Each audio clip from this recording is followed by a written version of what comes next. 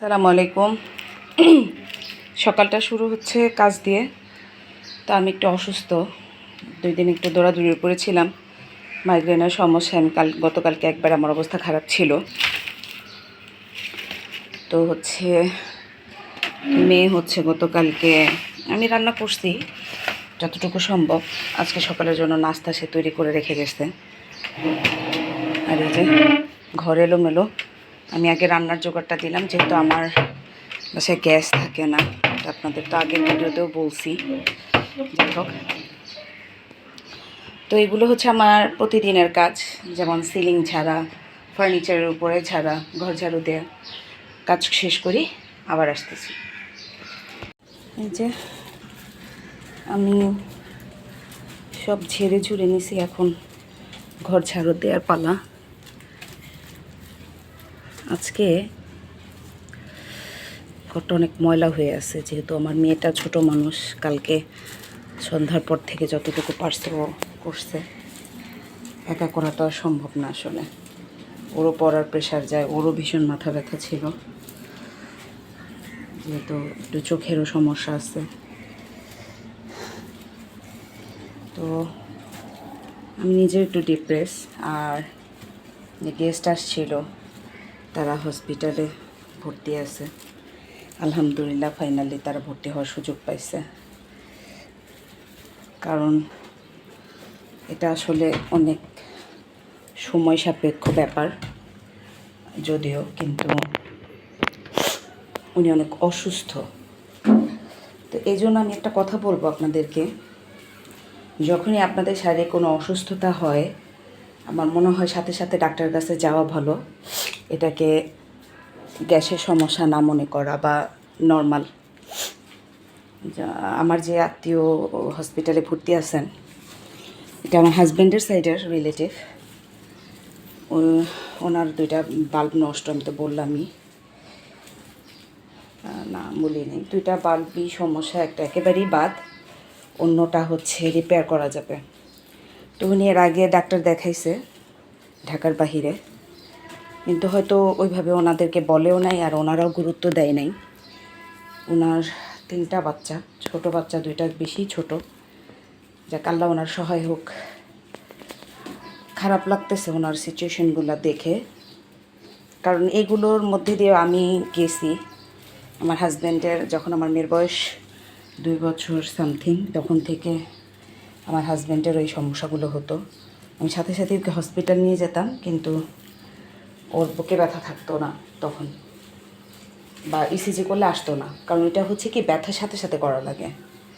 তো হার্টের তো নানান ধরনের সমস্যা আছে, আমি বলতেছি না যে সবারই এক, কিন্তু আমরা গ্যাসের ব্যথা মনে করে যদি বাসায় থাকি, অন্য ব্যথা হয়ে গেলে তখন আর কিছু করার থাকে না। তাই আমি মনে করি যে একটু সমস্যা, মানে বুকে ব্যথা হলে, চিনচিন হাত অবশ অবশ হলে উচিত আমাদের হসপিটালে যাওয়া, সাথে সাথে একটা ইসিজি করা।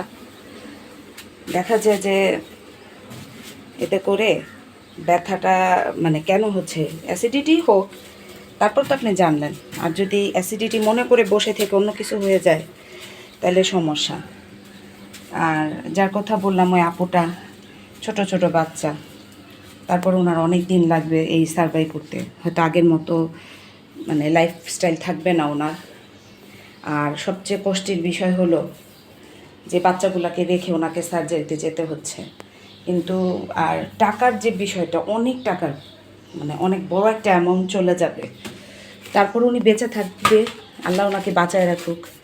কিন্তু কষ্ট কি, যদি উনি শুরুতে এই ট্রিটমেন্টটা করতো, তাহলে হয়তো ওনার যে প্রতিস্থাপন, ওইটা না করে রিপ্লেস করলেই হইতো। যাই হোক, আপনাদের সবাইকে একটা কথাই বলবো, শারীরিক সুস্থতা আগে। হায়াত, অনেকেই বলে যে হায়াত যে কয়দিন আছে ওই কয়দিন, ভাই হায়াত অবশ্যই, হায়াত যে কয়দিন আছে আমরা ওই কয়দিনই বাঁচবো। কিন্তু আল্লাহ সুবহানাহু ওয়া তাআলা বলেন নাই তো আমাদেরকে যে চিকিৎসা করতে না। তাই এই কথাগুলা, ভিত্তিহীন কথাগুলা না বলে আমার মনে হয় অল্পতেই চিকিৎসা করা ভালো। কারণ আপনার গুরুত্ব আপনার ফ্যামিলিতে অনেক। আপনার মতো করে আপনার সন্তানদেরকে কেউ দেখবে না, আপনার ওয়াইফকে বা আপনার হাজব্যান্ডকে কেউ দেখবে না। এজন্য উচিত আমাদের নিজেদের শারীরিক সুস্থতা নিশ্চিত করা। এই যে আমার রান্না, আজকে তেমন কিছু রান্না করিনি। এই বানটা আমার মেয়ে বানায় রেখে গেছে, সকালে ওর বাবা ছেলে খেয়ে গেছে। করলা ভাজি করছি, আর এখানে গত দিনের সবজি আছে, আর এখানে যে মাছ দিয়ে লাউ দিয়ে আলু দিয়ে রান্না করতেছি। একটু আলু দেওয়ার কারণ হচ্ছে লাউটা কম ছিল, আর এই যে লাউ, যদিও বিচিগুলা একেবারে বাতি না, একেবারে অল্প, কিন্তু লাউটা একটু বড়ো ছিল, যেহেতু বিচিগুলো রেখে দিছি। আমার মানে বিচি ভর্তা খেতে ভালো লাগে। এখন আমি রাস করতেছি খুব, আমি এখনও ঘর মুছিনি, এসে ঘর মুছতে হবে। মেয়ের স্কুলে যাব, যেহেতু আমি একটু অসুস্থ বললামই। সরি, মেয়ের স্কুলে না, মেয়েকে কোচিং থেকে আনতে যাব, এনে ঘর পরিষ্কার করব। ভালো আছেন একটু? মেয়ের কোচিংয়ে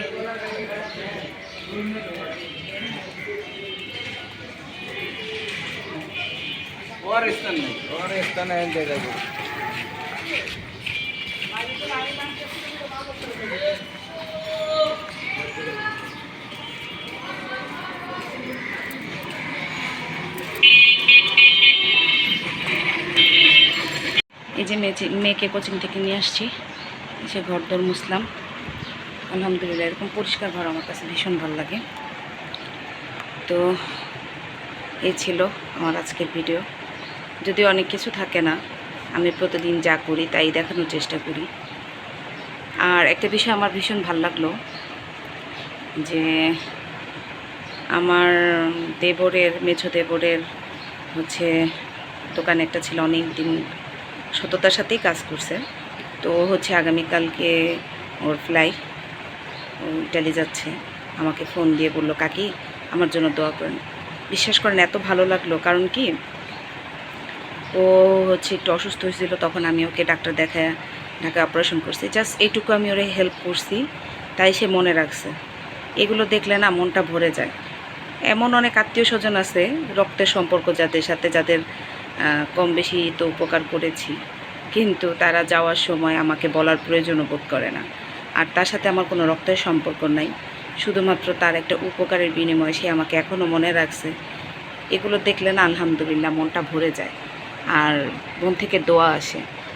যাক, সবাই ভালো থাকবেন, সবাই দোয়া করবেন আমার জন্য, এবং আমিও দোয়া করি সবাই ভালো থাকবেন। আসসালামু আলাইকুম।